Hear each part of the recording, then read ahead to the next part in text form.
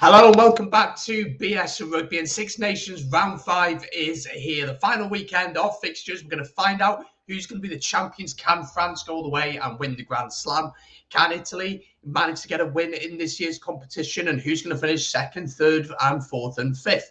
But first of all, the first game, of course, is Wales against Italy down at the Principality Stadium.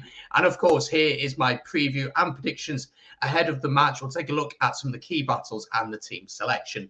Just before we get into it, massively appreciate it if you could like the video, comment your thoughts down below, let me know your thoughts and your predictions in the comments, and of course hit that subscribe button as we push towards 3,000 subs. It's free to do.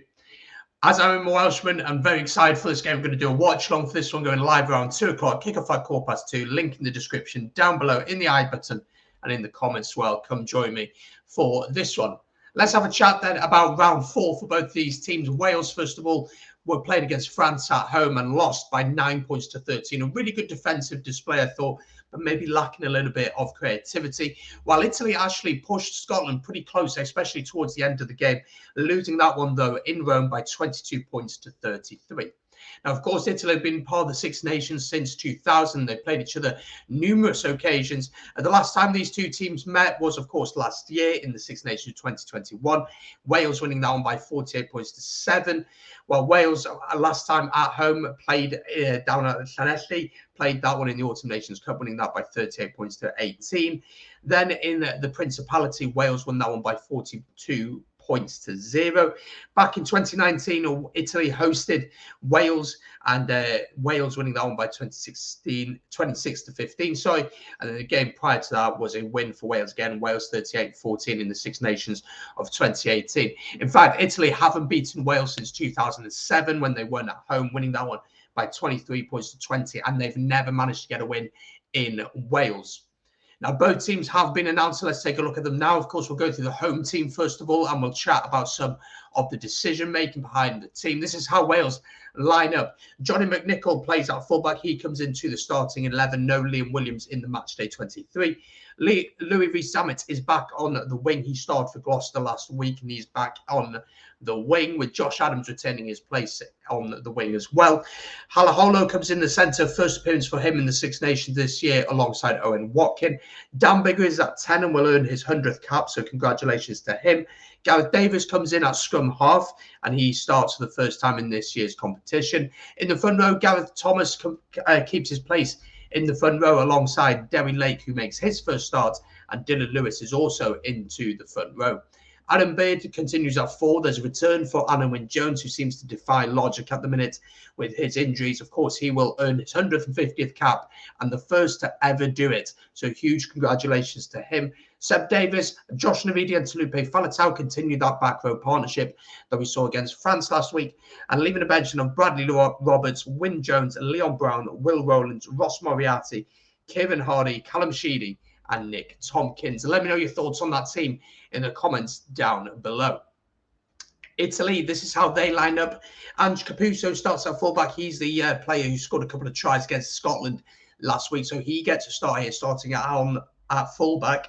Eduardo Padovani moves to the wing. Ignacio Brex and Leonardo Marin continue in the centres, with Monte Ioane on the opposite wing. Galbisi and Callum Braley play at 10 and 9. There's no place for Stephen Varney, who's actually Welsh-born, but unfortunately is out with injury for this one. In the front row, Danilo Fischetti plays alongside Giacomo Nicotera and Pierre Caccarelli, with Marco Fusa coming in the locks alongside Federico Ruzza. Giovanni Pettinelli is partnered alongside the impressive and captain, of course, Michele Lamaro. And then Tawa Halafihi plays at 8. Leaving a bench of Luca Bigi, Cherif Traore, Tiziani Pasquale, David Sisi, Nicolo Canone, Bram Stein, Alessandro Fusco, and Marco Zanon. Of course, let me know your thoughts on that team in the comments down below. We'll be really intrigued to know your thoughts.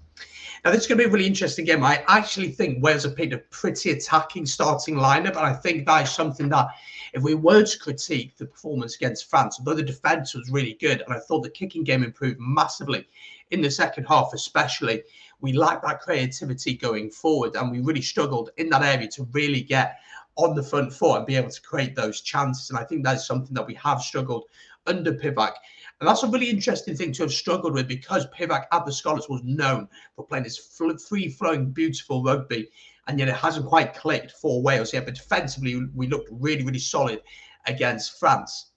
For Italy, again, Scotland, they really stuck in the game. There were moments in the game where they were competitive. I did feel like around the 60-minute mark, they began to tie, but they emptied the bench, and that certainly made a difference. And they kept nagging at the heels of this Scotland team, who Scotland weren't great. And I expect us to be better than what Scotland were, but it certainly shows a path for Italy that they can be competitive. Some key battles to keep an eye out on for sure are these two guys, Louis Rees-Zammit and Monty Ioane, probably the two most exciting players on the pitch. Louis Rees-Zammit hasn't had the greatest Six Nations campaign for himself, but he has shone for Gloucester when he's played for them over the course of the competition.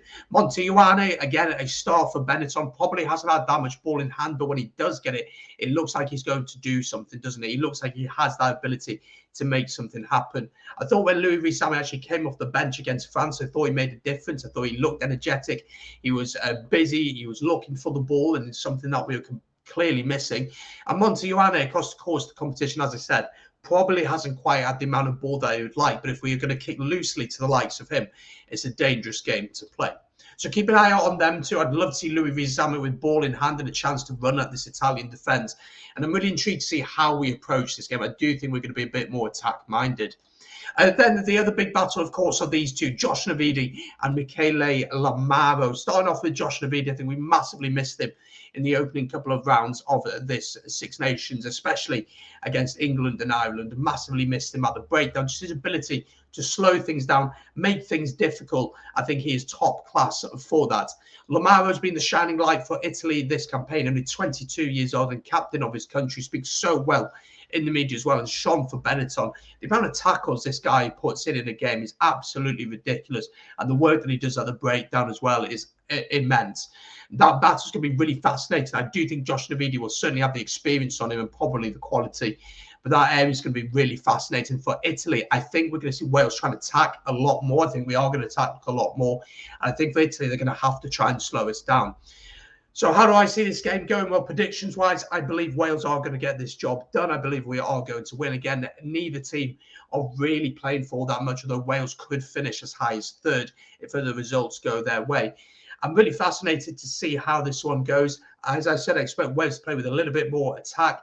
Italy have nothing to lose. I expect them to try and make it difficult, make it awkward for Wales in the opening 20 minutes especially. They'll look to kick their points, and if Garbisi can get his kicking boots on, then that would certainly help. He missed a few kicks last week against Scotland. But I do expect Wales just to pull away in the end. It's going to be frustrating. It's going to be difficult. But if we can get the ball into the hands of Halaholo, who I hope to have a big game, Louis Rees-Zammit and Johnny McNichols comfortable running as well, and Gareth Davies sniping around, I certainly think there are plenty of options there for us to create trouble for this Italian side. So I'm going to back Wales to win by 15 plus points. Although I think it's going to be tight at the start, I think Wales will manage to pull away. Just before we go then, don't forget we're going to be doing the watch-along of this one, 2 o'clock. We kick off at 2:15. Potentially we'll be doing all 3 watch-alongs for the day. Certainly doing Wales against Italy and France against England, so join me for that.